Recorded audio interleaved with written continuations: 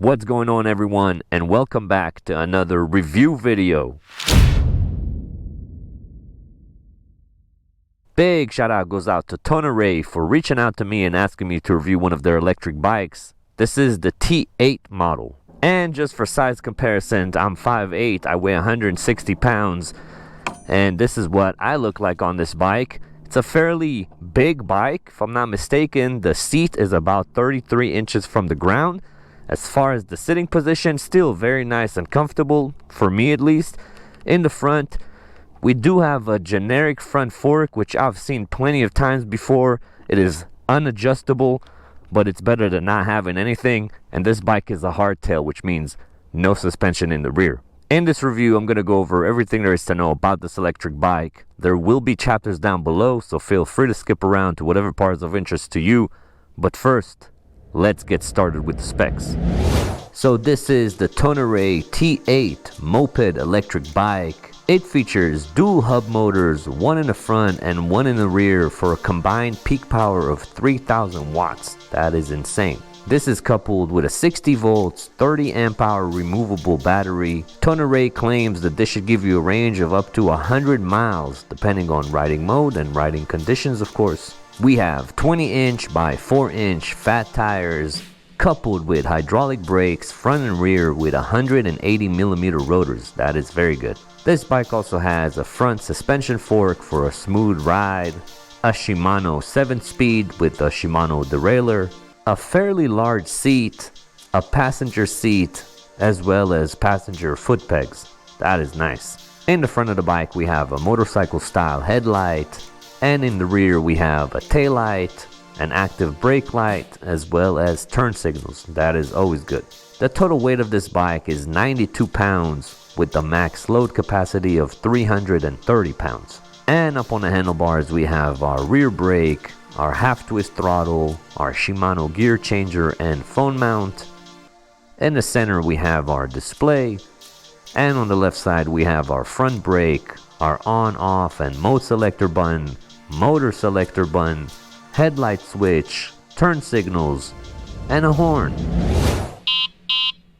And that is pretty much it for the specs. Now, as far as the price, this current model goes for about $1,000, and I will have a special link in the description down below if you're interested in this bike. Now, before I do the speed test, just a couple of things that stand out to me right off the bat. First and foremost, the size of this thing. It is a larger e-bike. Like I said in the intro, the seat is about 33 inches from the ground, which means that you tall people out there can definitely enjoy this bike. The second thing is, so far for the price, dual motors and a big battery like that, that almost sounds too good to be true, but is it? That is exactly what we're going to find out in this review. But with all that being said, let's jump into our speed test.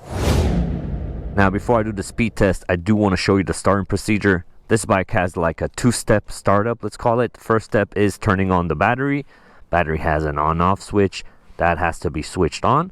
And once you're on the bike, we have a power button over here. You hit that for a couple of seconds and the bike will turn on. Now, this bike does have 5 pedal assist modes. 0 means no throttle, and we have 1, 2, 3, 4, and 5. But we can also switch between rear motor only or both motors, and there's a dedicated button. You hit that and it'll show you 1 on the screen or 2, which technically means that this bike has 10 different riding modes, and that is plenty. Now, one last thing that I have to mention is this bike might come locked from the factory, and it's a pretty easy process to unlock it. The way to unlock it is with the bike off. You hold down the throttle fully and you press the power button and hold that together for about 5 to 10 seconds. It will flash like an error code on the screen, but that's fine. After 5 seconds, you let go of everything and then you just turn the bike off, turn it back on, and it is unlocked. I did unlock mine, and for this speed test, I'm going to be using both motor in pedal assist mode 5 unlocked. Alright, so I got my phone out using the included phone mount. I got the speed reset. Sweet, and let's see how fast this thing can go. Oh man, that front tire goes right away in dual motor mode. This thing gets up to speed quick, already at 30 miles an hour. 33, 34 on the speedometer of the bike, and on my speedometer. That is excellent.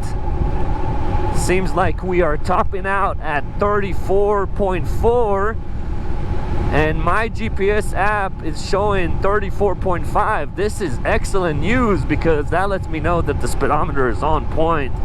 And yeah, I think that's it. We're pretty capped out over here. Let me stop on the side. Actually, I usually stop and get my phone out of my pocket, but in this case, we have it right in front of us. So my phone is showing 34.5. That is excellent news. Oh man, that front tire is crazy. So two things. One, very nice to know that the speedometer is like almost dead on. That is very rare to see, so that is very nice. Second thing is the top speed of this thing, absolutely insane. Now if you do not unlock it, if I'm not mistaken, it will hit about 29 point, almost 30 miles an hour. So unlocking it gives you about 5 miles per hour faster. That is really nice. And the torque on this thing, wow, really fun. But anyways, that was our highly successful speed test. Now let's do our brake test, and these are hydraulic brakes with 180 millimeter rotor. That is very nice. But with that being said, I'm making my way up to about 20 miles an hour. I'm gonna be braking in 3, 2, go. Oh man, that was really good considering the weight of this thing. So from that light pole to where I'm at, we're looking at about 15, 16 feet, something like that. Oh my god, this front tire is insane. But anyways, about 15 feet of stopping distance from about 20 miles an hour. That is excellent considering the weight of this bike and my weight on it. Very nice. Another thing to consider is these are brand new brakes, and they will get better with time as they bed in, and you should expect way better results. But that was our brake test. Now let's talk about the riding experience. And to be honest with you, so far I am in love, especially once you unlock this thing. Such a monster with the dual motors. Very nice, very zippy. The geometry of this bike is excellent, and you sit so far up that you feel like you're on top of everything. As far as stability goes, very stable bike. Let's see what it does over a bump. Yeah, very nice indeed. Because of the weight of the motors, it sits like a tank, very solid.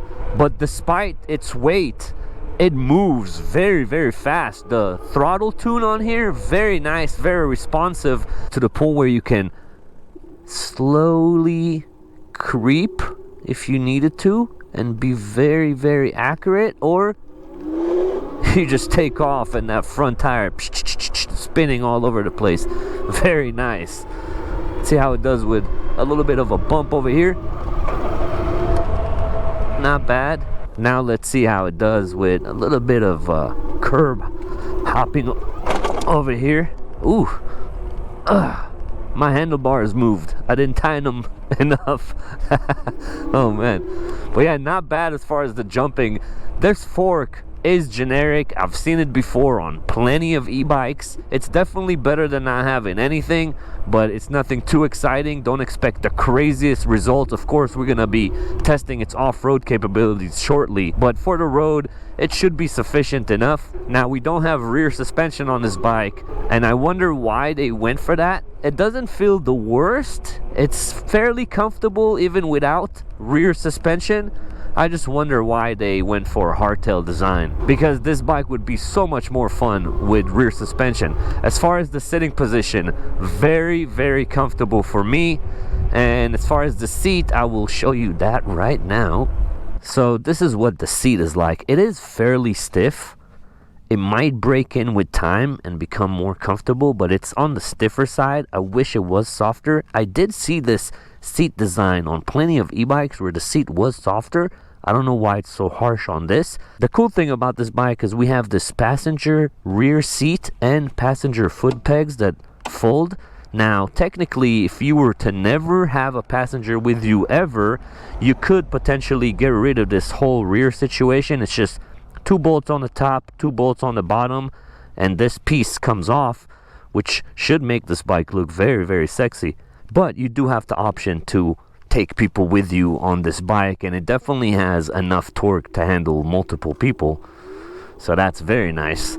Another thing that's cool about this bike is, like I mentioned earlier, it does come with this phone mount pre-installed, and it is connected to the power of the bike, so you could charge your phone. There's a USB port underneath this phone mount. Very nice touch. Another thing that this bike comes with is rear view mirrors, and that is very nice, especially if you're going to be commuting with this thing. And as far as commuting goes, this thing is a beast of a commuter. Those dual motors get up to speed very, very quickly, especially when it's unlocked. But even if you choose to keep it locked, it's still a very decent speed and will definitely give you more range, of course. Man, this thing is literally like an SUV. I feel like I'm riding an expedition or something. It's tall, it rolls over everything, it's powerful, it's massive. Very, very nice. Alright, now I want to try its climbing ability. And of course I'm going to be in dual motor mode. That is the only way to climb these things. I don't think this bike will have any difficulty whatsoever. This grade is about 20% or so it may not look like it on the camera, but it's definitely steep, and I've seen bikes struggle up here. See, we did drop a little bit of speed. We're at about 22 miles per hour. I wouldn't say they're struggling a bit, but they are capable of climbing this thing, no problem. So if you do live in an area with a lot of hills and that's a part of your commute, definitely dual motor mode is the way to go, and this bike will handle most hills that you throw at it. Of course, every bike has its limit. Oh, let's go. Can we make it? Let's go, let's go, let's go, let's go, let's go, let's go. Nice. Alright, time to test the brakes. Very good brakes. Now, the one thing that I do want to test is the pedal assist. So I'm starting with my left foot forward and half a revolution. Okay, so it starts going right away and pretty aggressively. Half a revolution and this thing just takes off. It's a little bit too much for my taste. I wish it was more of a subtle. Like, I like having the throttle giving me the full power, and when you are pedaling, to kind of ease into it, because it could get dangerous. So definitely be wary when you start pedaling. Look at this thing. It just goes right away if you're not ready for it, or if you got your hands off the steering wheel and you're moving those pedals. Half a revolution, you see, and it starts going. So just be wary of that. But now it is time to test our off-road performance, and this thing is pretty crazy. Check out this power over here. Look at this thing. Front tire just skidding all over the place. So right now I'm gonna be testing mainly the suspension. As far as power, this thing has plenty of climbing power and torque. Like I said, I'm testing the suspension more than anything, and the lack of rear suspension. Man, this thing is an absolute monster. That front tire just goes absolutely crazy. But again, this was just to give us an idea. Like I said, that front fork is generic, so don't expect crazy results. It will definitely handle some light trail work and things like that. Don't expect nothing too insane. Alright, that one better than I expected. But I would definitely keep this thing more as a commuter than off-roading, to be honest with you. It could definitely handle it. It has plenty of torque, plenty of speed, and plenty of power. It's just that the suspension is not the greatest. Like I said, it's generic, and this bike is fairly heavy. So I would keep it personally for commuting, and you're definitely commuting in style with this thing. Alright, I usually like to stop and test different things, like the headset mainly, just see if anything got loose, especially after an off-road section like that. But everything seems pretty solid on this thing. Man, what a monster. So, what do I think about the Tonnerrey T8 electric moped style e-bike? let's do things I like, things I don't like, and is this thing good value for money or not? We'll start with things I like, and there are plenty of things I like about this bike. I like the way it looks with the rear seat and without it. I think that without that rear section, it might look even better. That's just my opinion. And technically, you'll be losing weight, giving you faster acceleration, so both ways look very nice. I love the fact that you can unlock this thing. I love the speed of this thing, absolutely amazing. On these e-bikes and scooters, I always say this, as soon as you hit that 25 miles per hour threshold, like as soon as you pass that, it feels like you are flying. So being able to hit the top speed that we hit, very, very nice. I'm loving the dual motor situation. If you've never experienced an e-bike with dual motors, man, you're missing out. I highly suggest trying one out. It is very, very fun and a unique experience. I personally really like it. I really like the brakes. They have very good stopping power, which is definitely important. I really like the battery. That should give you a decent enough range. And some miscellaneous things I like are things like the turn signals and things like that. Very nice to have, especially if you're commuting on this thing. Now let's do things I don't like, and I always try to find at least one, just so I'm honest with you guys. Throughout this review and me riding, I tried to find something, and I guess the only thing that I could say about this bike is the lack of rear suspension. If this thing had nice rear suspension and better front suspension, it would be a perfect e-bike. But with all that stuff being said, is this thing good value for money or not? We're talking $1,000 for this complete package. That is absolutely insane value for money. Now, I'm not 100% sure, but I might be able to get you guys a discount code, which will make this even crazier value for money. If I do have a discount code, it will be in the description down below. Make sure to check that out along with a link if you're interested in this amazing e-bike. Now, I'm pretty sure I was able to go over everything there's to know about this bike, but in case I missed anything, please leave it in the comment section and I will do my best to answer. This has been the Tonnerrey T8 electric bike review. I appreciate you guys watching as always, and I'll catch you on the next one. Peace.